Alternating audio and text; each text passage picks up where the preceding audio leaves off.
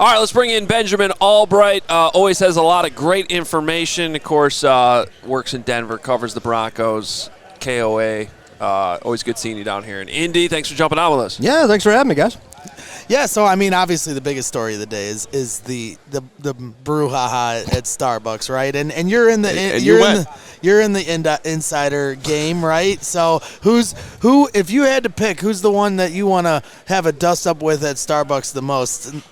Oh man, well Greg's just trying to start. He's just trying to start stuff today. right now. I'm like, wait a minute. Ian used to wrestle, and Jordan played college basketball, so I'm not sure. No, you can pick anyone in this room, and if it's Mark Carmen, in that case, my radio partner Ryan Edwards over there. I'm just going to go ham. I'm going to take 8 years of frustration now. That's just ridiculous. I don't. You know how many calls, you know how many texts I got right after all this stuff started leaking out online? Did you get in a fight? I'm like, how am I the guy you assume right away was getting in fights? You're in the power rankings. Oh, you sent me a Twitter. Okay, my bad. It was me. You're in the power rankings. I'll take you to pivot off of that. I'll take you to 10 months ago. We had Eric Kramer on our show, and he's like, I really love Bo Nix. That's my number one quarterback in the draft. And Bears fans, who we love you so much deeply, they screamed at him on our show. You cannot say that. And then, I don't know, he had a pretty good year, didn't he not? He did all right. Started off a little rough. I think the first quarter of the season was a little rough. But he's one of those guys that, he doesn't make the same mistake, right? And so you just saw incremental improvement every week. And he's one of those guys that is just thirsty to improve all the time. He wants to be the best at everything, hyper-competitive, all that kind of stuff. And he doesn't take a lot of guff. And so you saw, I don't know if you guys saw it or not, but the exchange between him and Sean Payton on the sideline in the middle of the season. Sean was getting up, and he went right back at Sean Payton. Yeah. Sean loves that because I'll rewind you a year. You go back and you look at the Detroit Lions game, Broncos in Detroit.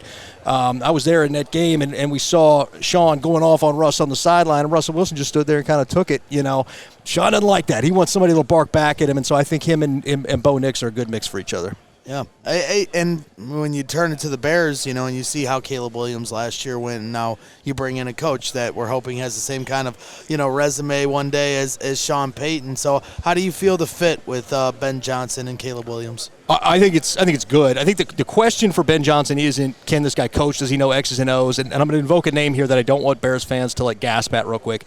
But there is a little the Mark Trestman thing where X's and O's, but you struggle to relate to people. So the hope is, and Ben Johnson, by all accounts, has been better than that, at least in relating to people. Way better. I think we've seen it even this week with some of these interviews. So I don't want to invoke it, but I'm trying to give you an example of what the only knock on Ben Johnson was, hey, can this guy take his brain power, which has been known since he was back there as an assistant at Miami. Can he take this and can he relate this as a CEO, head coach type instead of like an offensive coordinator? I'm locked in the bunker. And by all accounts, I think that he can. You guys got Declan Doyle, who we know in Denver. His daddy, Chris Doyle, strength and conditioning guy there at Iowa. I think that I think this staff that you guys are putting together in Chicago is the right staff. I was a little concerned about the Luke Getsy hire and stuff like that. Didn't exactly pan out there, but now I think you've got the right guys in place, and I think Caleb wants to win. It's not like Caleb's just sitting back here. Well, I don't know. Caleb wants to win. You guys have most of the defense I think already in place. It's just putting the right pieces around and putting Caleb in the right position to succeed. We'll talk about that with Declan Doyle. Yeah, what do you like about him? Yeah, absolutely. Smart. Another guy who's a smart guy. Didn't as a tight end coach wasn't getting a lot of input into the room, but some of the ideas that he had I think are now going to get in the room. Obviously there with Ben Johnson, it's got some creative ideas. Don't take the lack of success in Denver of the tight ends this past year and put that necessarily on Declan Doyle. That's a personnel issue. We had Adam Troutman as the starter, Lucas Kroll, and if you're saying who, I get it. We had a bunch of guys. I mean, Greg Dulcich, who was hurt, and then we shipped him off. They just didn't have the personnel at the tight end position. He is a smart football guy, and he's got some good ideas, and I think you're going to see some stuff, especially out of 12 personnel, that kind of he wants to do that'll be his imprint in this. You're well connected around the league. What do you think happens with Trey Smith? I think he goes back. I think he goes back. I know Chicago fans are going to hate me for that, but I think he goes back. Yeah, they're doing their best. Let's go to the Starbucks. I think they're look, there's still nothing's ever done until it's done, but I think Trey is going back to Kansas City. I think and I think Nick Bolton's going to wind up being the casualty there when the dust settles. So then if you're the Bears, who you signing? I don't know. I think that there are I think they want to go through the draft. I don't think they want to spend. I don't think you guys want to be hyper spenders in free agency. I wouldn't. If you're going to, the thing about free agency is you're paying A+ money for B+ talent, right? Mm-hmm. Because if it was A+ talent, the other team wouldn't let him go, right? So in free agency, you want to be bridge spenders in the first year of a regime. Just enough guy. We got some holes we need to plug. We're going to plug them here with this guy, but I don't want to make a long-term investment or commitment here. The exceptions would be, if a Myles Garrett comes available, you got to trade for that or that kind of stuff. Which, if he comes available, I don't think it's going to be Chicago. So don't sit there and hold me to that. But I don't know that you go out there and you make big spends. I think you just kind of look to plug and sort of play, and then you hit the draft. You're like, okay, these are the people we're looking for. This is what we need, and we're going to draft this and develop it. And we've seen that in Detroit. We saw that as the Detroit methodology, right? You saw them going out and getting the Penny Sewells and the Gibbses and they were laughing at Detroit for what they did early. But it all panned out. So I would say have faith in this plan that they have, and if they're not as aggressive in free agency as you think they're going to be, don't panic on that. Well, maybe they get creative, right? I mean, the Rams have allowed Jonah Jackson, the guard, to seek a trade. He has a history in Detroit, so is that maybe an avenue they could take? I think so. If you're going to do that, I mean, that's a day 3 pick. It's not going to cost you a lot in terms of that. The main thing there is going to be the money. And you guys have enough to make that work, so certainly that would be one I would say. If you're going to put your circle one, that would be one to keep your eye on. Kevin Zeitler, maybe doesn't. He's a little older. So how about old man center Ryan Kelly? Can we get anything left in that gas tank? Well, that's what I'm saying. But if you're going to do something like that, again, these are 1-year stopgap type deals that you want to get. If you're a team like that and you're building 1-year stopgaps, but you want to draft the guys behind them that you're going to develop. Right, and the only reason you do that is because you're concerned that maybe the guys you draft are not going to be ready day one. Right. Well, but you've got later round picks. You got to take a bunch of swings. I don't know. You can't do the whole line. So anyway. So obviously the Broncos overachieved last year. They I think, what was it, 4.5 was their over under before the season? Yeah, 4 or 5.5, something like that at the books. So it's a great year. What's the net? What when you guys are talking on a daily basis in Denver about the Broncos? Like what's the big offseason story for them? What's the next step for them to maintain what they did? Well, they've got to get weapons around Bo. You've got to get a tight end. Obviously, we talked about that tight end room, which was brutally bad. The running back room was almost as bad. You had Javonte Williams who couldn't get anything done.